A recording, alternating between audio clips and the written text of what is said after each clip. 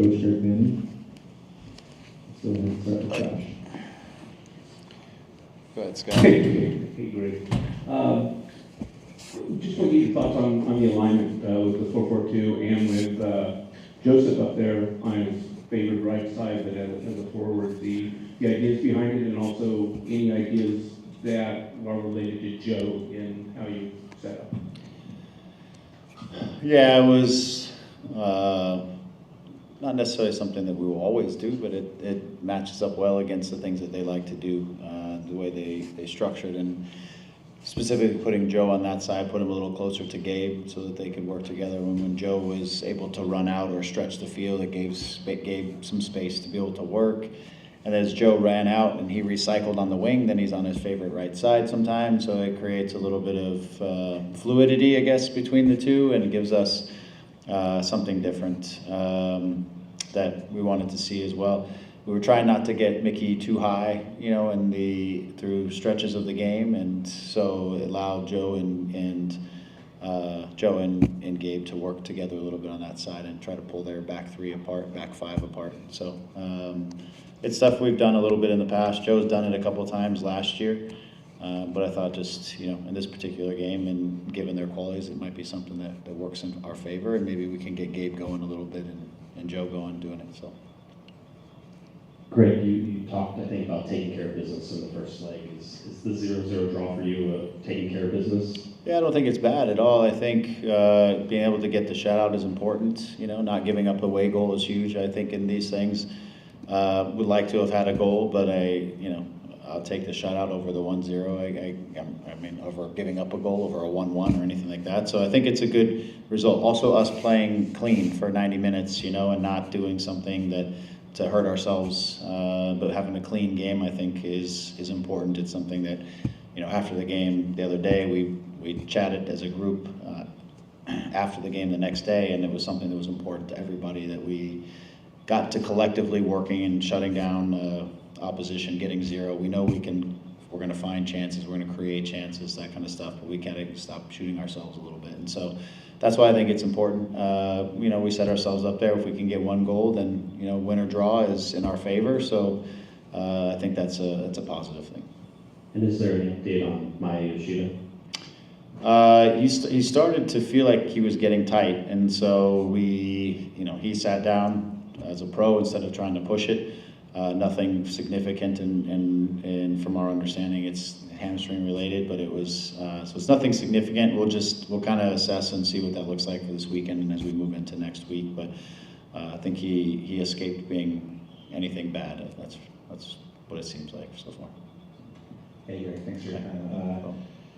Zach came into a high-pressure situation. What do you think of his performance, and then what do you think of Diego in that central role? Yeah, I thought Zach came in and found the rhythm in the game right away, just comfortable on the ball. I think it was maybe the first time he and Amiro had just played together, just the two of them, and so I thought, immediately those guys are working through their relationship, but I thought it was a very professional performance by him. He's a good game reader. He's a super experienced. Again, his comfort level on the ball and just finding passes and recognizing what pressure is coming at him, things like that. So I thought he had a nice, solid game, and I thought, again, it brought us, by losing someone like Maya who brings some composure to the group, I thought asserting someone like Zaka, I thought he gave us some similar qualities in that regard. So. Hey, Coach Greg. Talking about the team's attacking performance today, what do you see was good with the attacking, and what adjustments are you planning on working with the team towards breaking the defense of Tigres on your next match? Yeah, I think I think this is an interesting game for me because, and I love these games, if I'm being honest, because the opposition, they have 11 good players who are all competent on the ball, and they have structural ideas, and they are trying to pull you apart. And so for us, you really have to respect every play inside of the game. You have to respect your possessions and making sure you're not just giving the ball back to them because they're too good to be given, and you have to work really hard to get it back. And then when you work defensively, you have to really work with eyes all over your head and communication and making sure that you're taking away things. So these games really require as they should in MLS, but they really require you to really communicate and use all your resources as a group, to help control these teams, because they have so much quality on the field and so many different ways to hurt you. And so for these games, I appreciate this is a great game for us tonight. And for us, in terms of, I thought we did a good job inside of like the possession. There was times when I feel like we rushed it a little bit, but when we did settle down and we got into a solid structure and we started to move the ball, I didn't feel like they had great solutions for managing our possession moments when we got into our possession moments. It became a game of how to turn those possession moments into like real chances again. Again, when teams are in the back five, you have to be able to pull them apart, or else you can run into numbers situations. And so we were trying to do that. It's, again, the 4-4-2 version is not something we play in all the time. So a little bit of that coordination was not always, the timing wasn't always perfect, and the coordinated movements weren't always good. But so we were able to keep the ball, but I don't know that we were able to really pull them apart as much as we would have liked to in the grand scheme of things. Depending whether we use that or we go down there and something that's a little more traditional for us is to be determined. But again, it just comes down to the timing of things, getting them pulled apart. And there's times where I think we don't play forward when we need to take the risk to play forward. There was a number of windows where I felt like if we were a little more brave to play the ball in a couple instances, we could have turned some of our possessions into real attacks. And I felt like we deferred and played the safe pass instead of maybe taking that moment to try to really punish them with the ball. So there's a little bit of that. We had a couple in transition where I think when you saw Joe out there, we got out in transition and we were a lot faster in those moments. He squared one across, I think, in the first half that we just didn't quite get to. That's not something we've seen yet from us this season, really, that kind of transition speed. So that's something that's also a way we can get goals and goal-scoring chances as we continue to, again, get healthy, get everybody back, get on the same page in some of those situations. So we'll look at the tape and think through what it's going to look like next week. I don't think I have great answers to the second one, nor would I probably give too many of them if I did, but right now.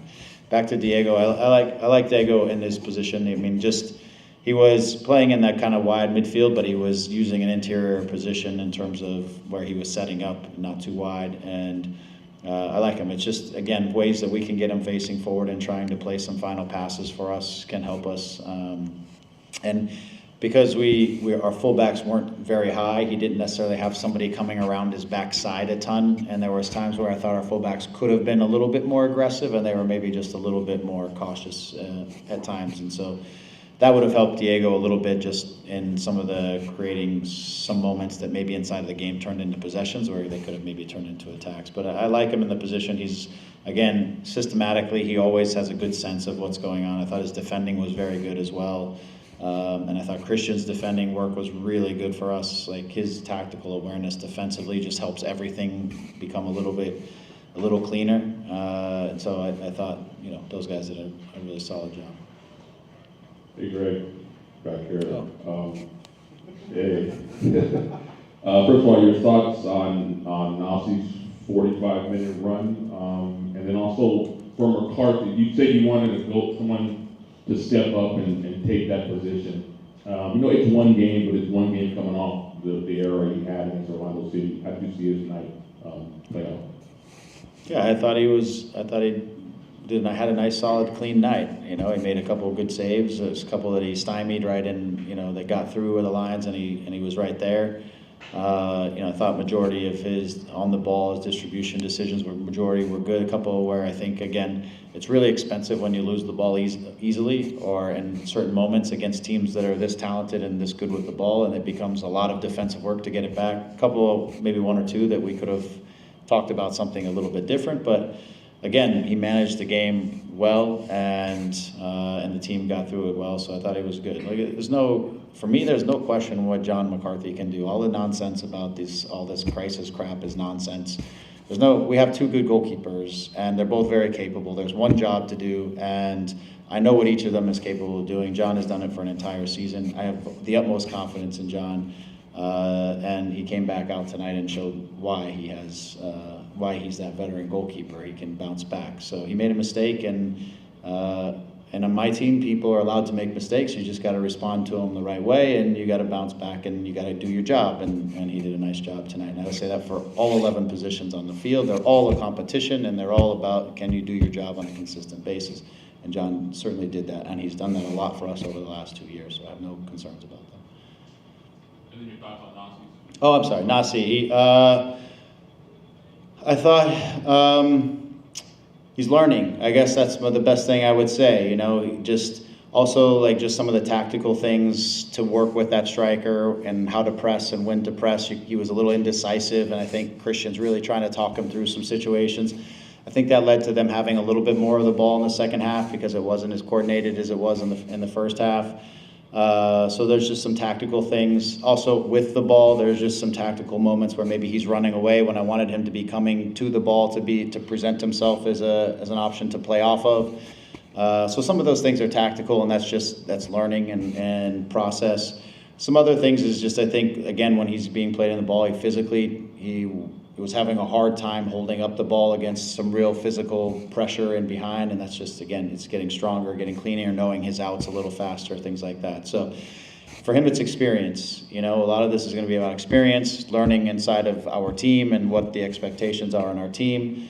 You know, the one thing, if I could light a little fire under his rear end just to be just a little more aggressive and a little more nasty, I think he would benefit from that. That's the one thing personality-wise I really want to see from him, is like just be so hungry to want to get to the goal and get in front of the goal and to battle for every little detail inside of that. But some of the other stuff is learning. There's a lot of things going on up here for him right now, I'm sure. So it's patience and process, you know, and he'll continue to work towards it. All right, thank you, Joe. Okay, thank you. Mixed zone is open. Players are walking through. Isaiah Perrente is waiting for one special reporter.